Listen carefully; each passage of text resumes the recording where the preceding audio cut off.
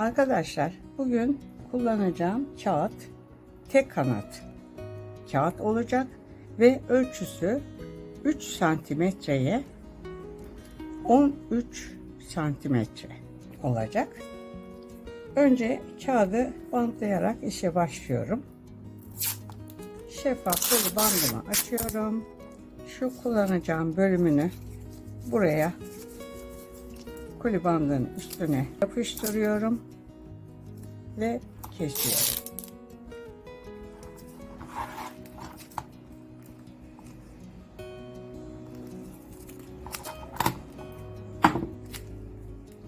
Şöyle. Şimdi şu fazlalıklarını içe doğru katlıyorum. Şurayı da katlıyorum. Şu şekilde gördüğünüz gibi bantladım. Şimdi katlamayı gösteriyorum. Şöyle boydan ikiye katladım. Şöyle ince uzun bir şeritim oldu. Bunu şu şekilde ikiye katlıyorum. Arayı açıyorum. Yarıyı ortaya gelecek şekilde ikiye katlıyorum. Diğer yarıyı da ortaya gelecek şekilde ikiye katlıyorum ve katladığım bu iki yanı birleştiriyorum. Katlama şeklim bu arkadaşlar. Şimdi kağıttan kalp şeklinde bir çerçeve yapacağız. Bunun için şöyle iki tane kağıt aldım ve bunun birini şöyle alttan diğerinin üstten geçirdim. Bu şekilde bir V harfim oluştu. Bir tane daha kağıt alıyorum. Onu da şu şekilde yukarıya doğru çıkıyorum.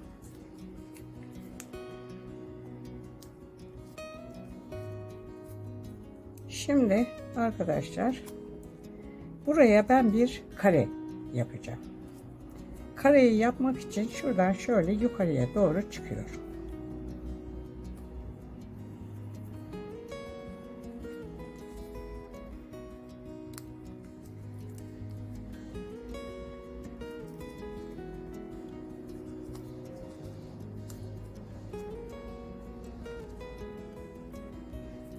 Buradan aşağıya.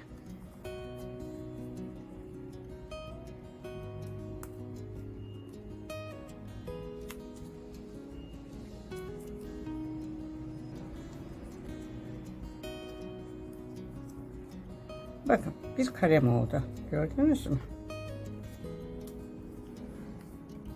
Şurada bir kare oldu. Şu ara açık. Buradan şöyle yukarıya doğru çıkacağım.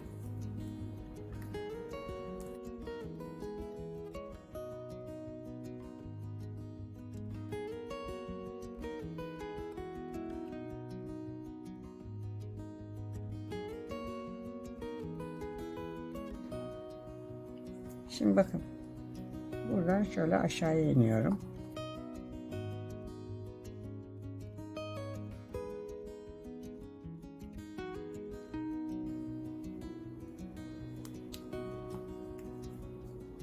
Bu şekilde oldu. Şimdi bir tane daha buradan böyle yukarıya çıkıyorum.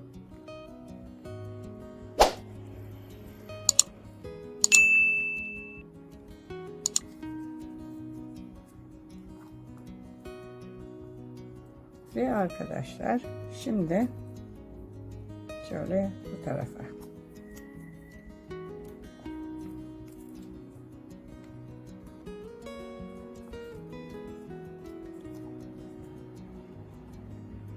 Buraya ben bir kare daha yapacağım.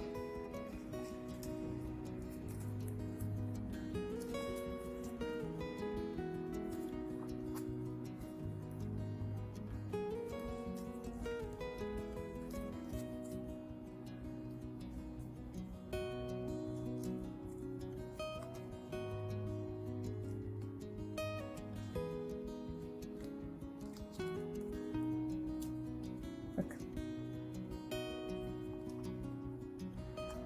Şimdi bu ara açık, buradan yukarı.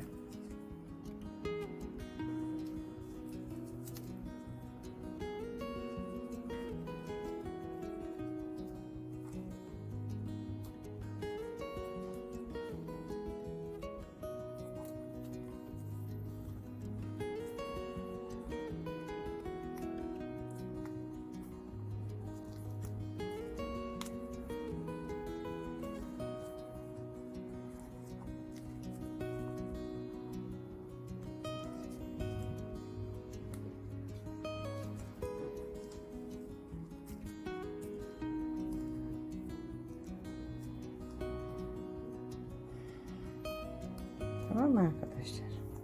Şimdi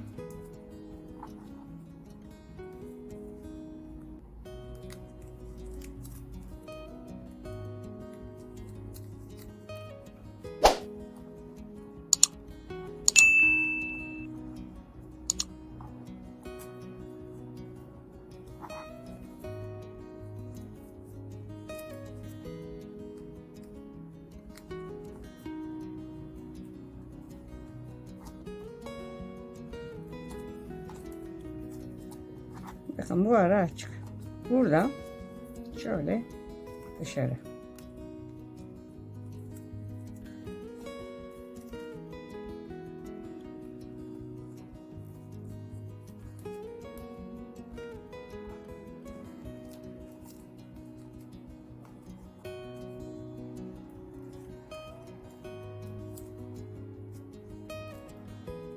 Gördünüz mü arkadaşlar?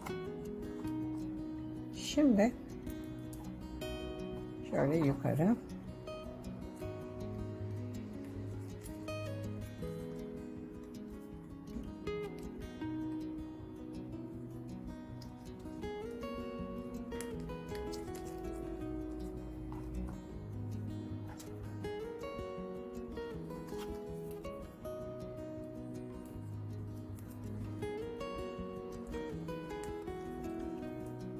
Evet.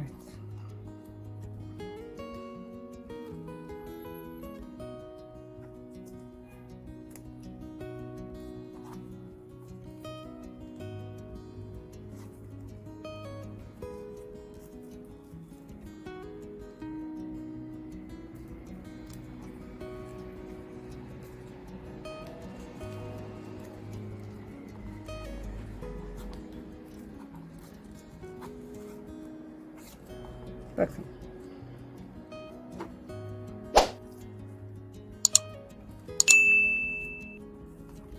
Şu ara açık.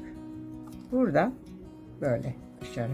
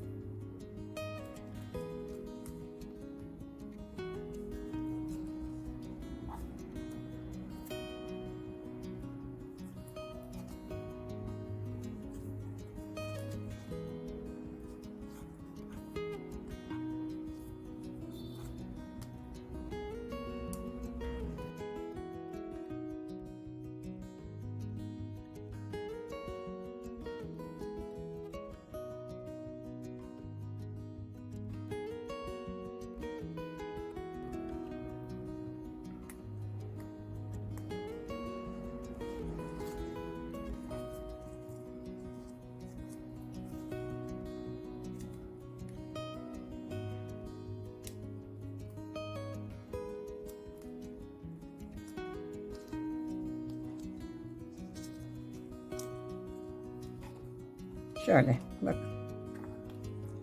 Şu ara açık. Buradan bu şekilde aşağıya iniyorum. Biri altta.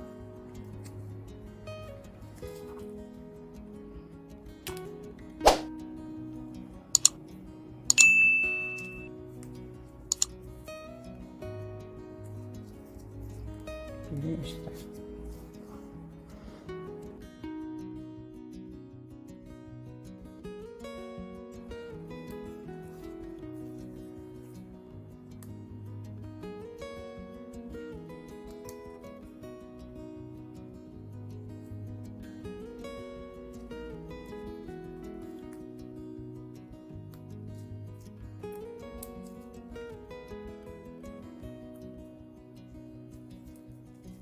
Bakın. Bakın kareden sonra 1 2 3. Şunu da tamamlayalım. Şöyle. Sonra bir kare daha yapalım.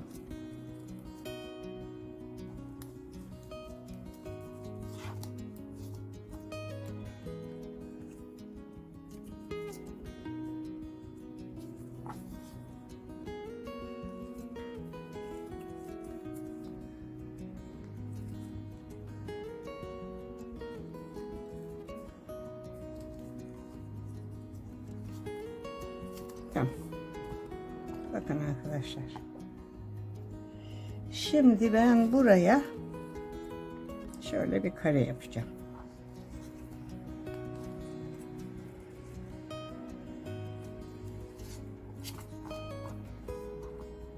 Bir, iki, üç.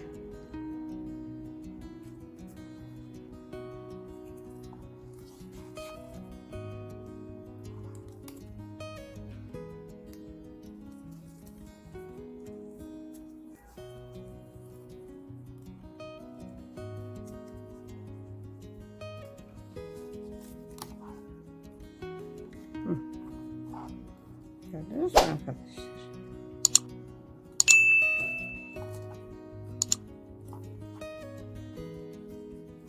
Bakın bu ara açık.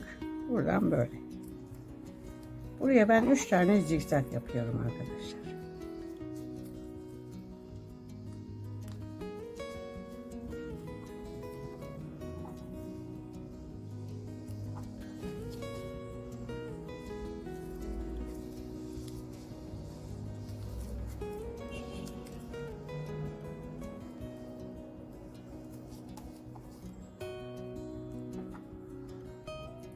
Gördünüz mü arkadaşlar? Şimdi ne yapıyorum ben? Şu kenarı birleştireceğim. Burayı birleştirmek için ne yapıyorum? Şu son taktığımın katını açıyorum.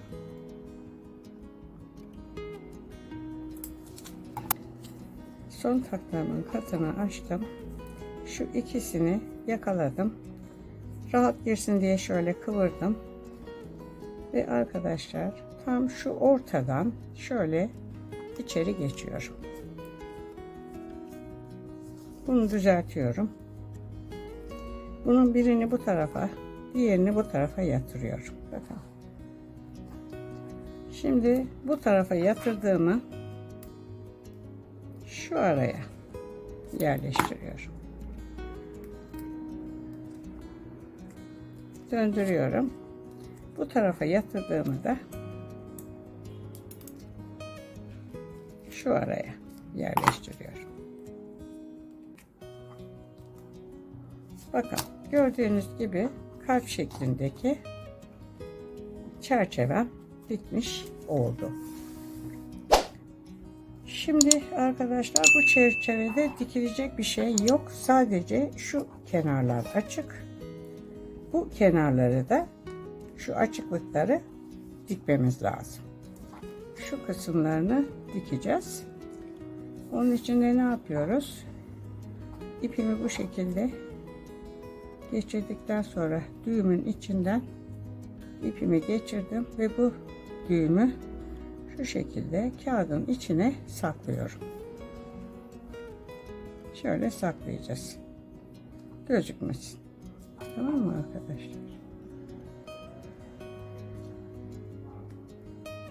Sonra şuradan şöyle geçiyorum. Buradan tekrar bu tarafa geçiyorum. Bu şekilde. Bakın burayı diktim. Şimdi şuraya geliyorum. Bakın. Bakın bura açık. Burayı da dikiyorum.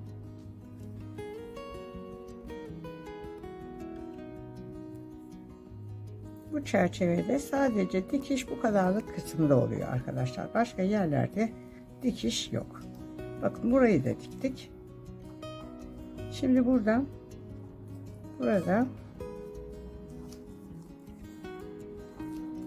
şu tarafa geldim.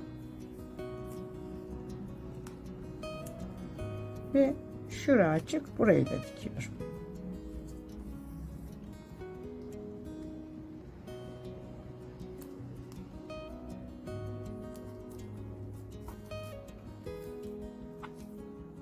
Bakın bunun gibi bu şekilde şöyle hepsini dikeceğim. Bu şekilde arkadaşlar şöyle gördüğünüz gibi hepsinin aralarını diktim. Şimdi bunun içine bizim bir asetattan buraya cam yapmamız lazım. Bu asetatı da arkadaşlar şöyle şeyler var. Şeffaf kapaklı dosyalar var. Elinizde bu tip dosyalarınız varsa bunları kullanabilirsiniz. Yahut da şu şekilde spiralli defterin şöyle şeyleri vardır, asetatları vardır. Bunları kullanabilirsiniz arkadaşlar. Ya da gidip kırtasiyeden bir tane böyle asetat alırsınız. Bunun ölçüsüne göre bunu keseceğiz arkadaşlar. Şu şekilde kestim asetatımı. Ve bunun şu kısımlarını yapıştıracağım. Bakın şu kısımlarını yapıştıracağım. İsterseniz bantlayın, isterseniz yapıştırın ama sadece şu mesafeyi yapıştıracağız. Şurayı. Şöyle.